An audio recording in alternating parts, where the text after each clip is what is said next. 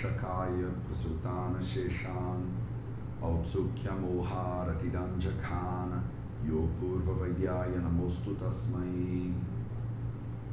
Sejam bem-vindas a mais um vídeo da série Vida Veda nos Samhitas, no canal do Vida Veda no YouTube. Meu nome é Matheus e hoje a gente vai continuar nossa leitura do Ashtanga Hridayam Sutrasthana capítulo 2, terminando o shloka, falando sobre o shloka número 26 e o início do shloka número 27.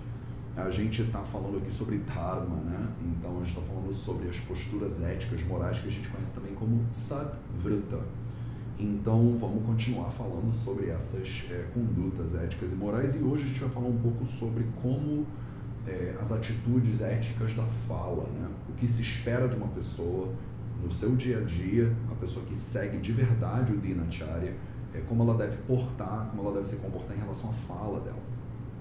E o shloka número 26 e o início do 27, a primeira metade do 27, dizem o seguinte: Kale hitam mitam broyada vissambadi peshalam purvabhibhashi sumukha sushila karunamruduhu naikasukhina sarvatra vishrabdho nachashankitaha. Então, ele começa logo de cara te dizendo como que você deve fazer Bruyata. Bruyata significa falar, né? E aí ele coloca aqui uma série de qualidades, de características que a sua fala deveria ter. E a primeira delas é Kale. Kale significa, a palavra Kala significa tempo, né? Então, quando a gente usa aqui a palavra Kale, você está dizendo de cara que a sua fala ela tem que ser adequada, ela tem que ser no momento correto, né? Então a gente já tinha visto antes, né, nos shlokas 21 e 22, os 10 comportamentos que são considerados papa, que são ruins, né? E a gente viu algumas características sobre a fala que são consideradas ruins, e uma delas é falar demais, né? Falar de forma inoportuna. E aqui ele já está indicando mais ou menos isso. Então quando ele diz Kale, a primeira palavra desse shloka já está dizendo, olha, falar fora de tempo, né? Então sabe quando a pessoa é inconveniente, a gente fala, né?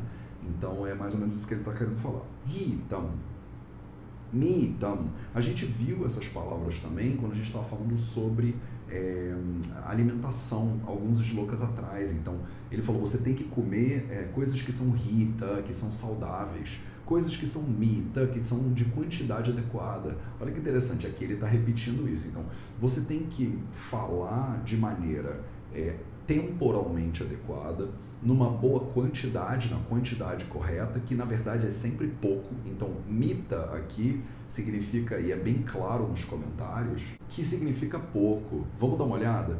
No comentário ele diz claramente, nosso primeiro comentário já diz Kale, Prastave, Hitam Patyam, que significa saudável, e Mitam Na Bahu. Então o primeiro comentarista ele deixa bem claro que essa palavra mitam significa na bahu, não, bahu, muito. Então fala pouco é considerado uma virtude. Já vem aqui a primeira crítica ao meu próprio comportamento, né? Eu sou claramente assim uma pessoa que não é muito sucinta e que falo bastante, né? Eu tento compensar o fato de que eu não uso esse mitam aí, eu falho no mitam, e eu tento fazer com que a minha fala seja o mais hitam e kale possível. Então, já que eu vou falar muito, eu tento fazer com que a minha fala seja o mais saudável e apropriada, né, o possível. Então, eu mesmo tento sempre melhorar, né, dentro do meu próprio Dinacharya. Então, estamos juntos nessa prática, tá, gente? Avisambadi, então avisambadi, algo que não, esse aí no início da palavra ele indica negação, né? Então avisambadi é algo que não é contraditório, tá? Então essa pessoa, quando ela vai falar alguma coisa, tem que ser alguma coisa que ela sabe que é verdade. De novo aqui a gente está por diversas maneiras incentivando a pessoa a não mentir, né? A não se desviar dos fatos. Peshalam significa quando uma coisa ela é bonita, ela é decorada. Então, quando você for falar, você também tem que se preocupar de usar palavras que são bonitas, palavras adornadas, né? Em vez de usar palavras feias, você podendo usar palavras bonitas, melhor. Isso é outra falha pessoal minha aqui, que eu, infelizmente ou felizmente, não sei, eu sou muito desfocado.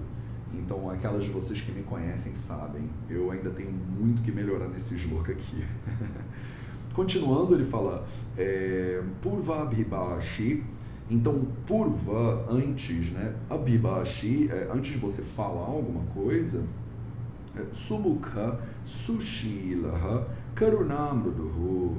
Então, essa palavrinha su, que é antes, esse prefixo, a gente vem em Sumukha e Sushilaha, significa que é bom, que é bonito, né?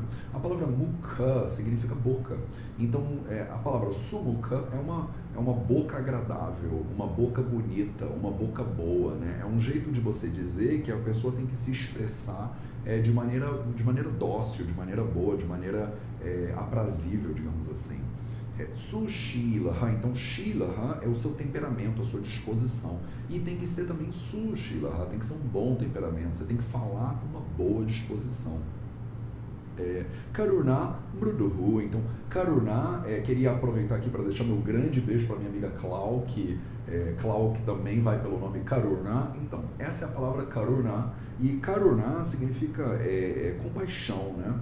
De forma geral. Tem muitos significados para a palavra Karuna, mas compaixão é uma que é muito boa. Então, você se expressar de maneira compassiva e mruduhu, de maneira suave, de maneira delicada, de maneira gentil. Olha quantas características interessantes e impressionantes que a gente tem que ter na hora que a gente vai colocar fala. E olha como isso é diferente do que a gente aplica muitas vezes no nosso dia a dia, né?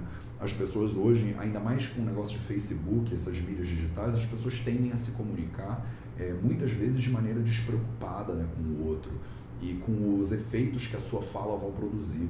Então, muitas vezes a pessoa já acusa sem nem saber se aconteceu alguma coisa ou não. Então, tenham cuidado, né? Aqui no Dinacharya, o Samhita está deixando bem claro quais são as atitudes que a pessoa tem que ter e o cuidado que a pessoa tem que ter toda vez que ela for falar, toda vez que ela for botar um verbo para fora. Você afeta toda a realidade a partir da sua expressão. E é muito importante que você seja muito cuidadosa com a maneira como você se expressa. E aí ele continua. Naika Sukhi. Na Ekaha Sukhi. Então, não, Ekaha, um só. Sukhi, Sukha, a palavra Sukha significa felicidade, contentamento. É um dos objetivos principais do estudo, né, do Ayurveda, é você encontrar Sukha, né? Um dos objetivos principais também do yoga, por exemplo, lá dito pelo Patanjali, é você conseguir botar o seu corpo numa posição que ele chama de Sukha Asana, então uma posição confortável, né? Então, na Ekasukhi, você não deveria ter Sukha, ter felicidade, ter conforto, Ekaha, sozinho. Então, você sempre deveria buscar ser agradável com as outras pessoas, né? Não adianta você ser feliz se só você é feliz. Então, mais uma vez, ele está aqui colocando o que ele falou com a palavra karuna, que é essa questão da compaixão, né? De tentar ser aprazível, ser agradável, ser delicado, ser, não ter contradição, não falar mais do que o necessário, tudo isso para que você consiga ser feliz e consiga espalhar essa sensação de felicidade, de conforto, de alegria por todas as pessoas à sua volta. Que bonitinho, né? Não sei se sou só eu que acho, mas eu acho muito bonitinho. Na sarvatra visrabdho, visrabdaha sarvatra. Então, sarvatra significa sempre, né? Em qualquer lugar onde você estiver, em qualquer tempo onde você esteja. Na visrabdha, na shankitaha cha. Então, na verdade, ele está fazendo dois nana, né? Duas negações. Então, sempre em qualquer lugar onde você esteja, não seja muito confiante, né? Muito sem reservas, esse é o visrabdha, e também não seja shankitaha, não seja muito medroso, muito desconfiado, muito apreensivo. Então, a palavra visrabdha e a palavra shankitaha, elas são colocadas aqui de uma maneira como se fosse uma oposição.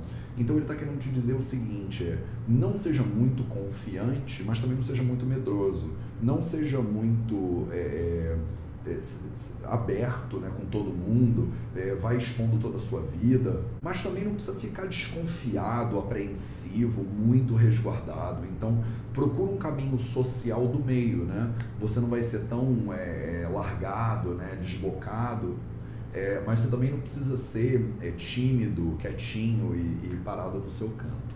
Bom, esses eram os slokas que eu queria ver com vocês hoje. Ele falou pra gente alguns atributos da fala e eu reconheço aqui muitas questões que eu preciso melhorar no meu próprio Dinacharya.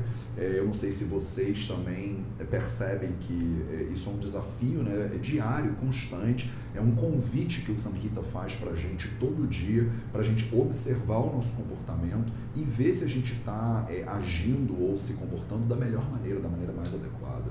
Para o convívio social, né, gente? Não é nem só por uma questão religiosa ou porque alguma divindade está te observando, mas para você viver da maneira mais feliz possível e espalhar essa felicidade por todos à sua volta.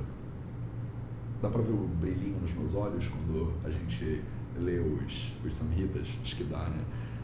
Bom, então esse era o sloka que eu queria ver com vocês hoje. Vamos entrar agora no nosso minutinho de sânscrito. No nosso minutinho de sânscrito de hoje, a gente terminou, olha que incrível, a gente terminou as nossas principais consoantes, as principais famílias do sânscrito, né, das consoantes do sânscrito. E hoje eu quero começar com vocês o grupo das famílias nasais, que a gente chama de Nasika. Então, são 5, digamos assim, consoantes. Hoje a gente vai ver 2 consoantes e no próxima quarta-feira a gente vai ver mais 3 consoantes. E vai ser complicado, tá? Eu já estou adiantando, porque no português a gente não tem nenhum desses sons, quer dizer, a gente não usa esses fonemas de uma maneira tão clara, né? A ponto de chamar eles de uma consoante particular. Então, hoje a gente vai ver 2 delas. A primeira é o ang.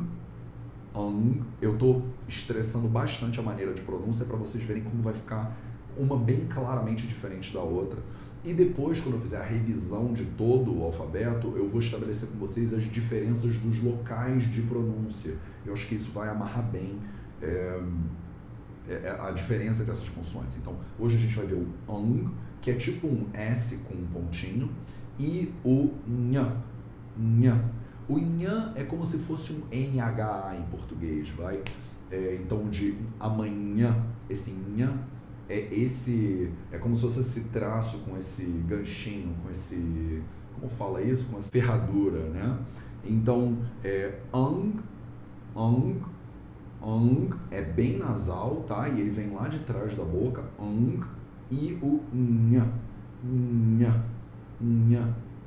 A gente representa eles sempre com a letra N, só que você vai ver que o N vai ter um pontinho embaixo, um pontinho em cima, um tio, a gente vai encher o N de características aí, né? Então o ang é um N com um pontinho em cima, que indica essa localização, e o nha é um N com o tio em cima, clássico também do espanhol, né? Bom, essas eram as consoantes que eu queria ver com vocês, nosso minutinho de sânscrito hoje. No nosso próximo encontro, a gente vai falar de mais consoantes que são nasais, que estão por volta desse M do N, né, que a gente usa bastante também em português. Então a gente se encontra na próxima quarta-feira. Muito obrigado pela sua presença, muito obrigado a todos aqueles de vocês que apoiam a gente no apoia.se.com/vidaveda. Graças a vocês eu consigo fazer essa produção desses vídeos, então muito obrigado pelo apoio de todos e a gente se vê no próximo vídeo.